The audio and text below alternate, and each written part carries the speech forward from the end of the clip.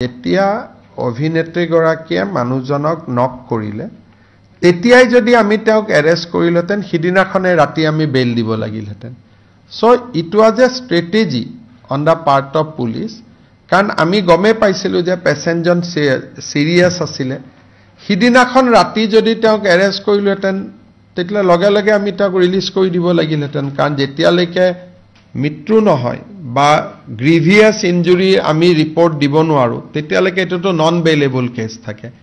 গতিকে আৰক্ষীয়ে যেটো স্ট্ৰেটেজিক্যালি যেটো কৰিব লাগে সেইটোৱে কৰিছে she has been put in lockup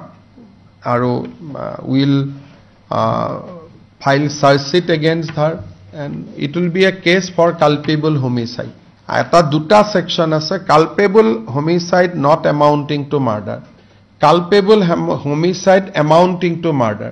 প্ৰথম দিনা যদি তেওঁক আমি গ্ৰেপ্তাৰ কৰিলেতেন কেছটো হলতেন culpable homicide not amounting to murder বেল হৈ গলতেন হেকাৰণে কেতিয়াবা পুলিশে ৰাইজে ভাবা আৰু পুলিশে কৰাৰ মাজত অলপ ডিফাৰেন্স থাকে উদ্দেশ্যটো একে উদ্দেশ্যটোত কোনো গ্যাপ না থাকে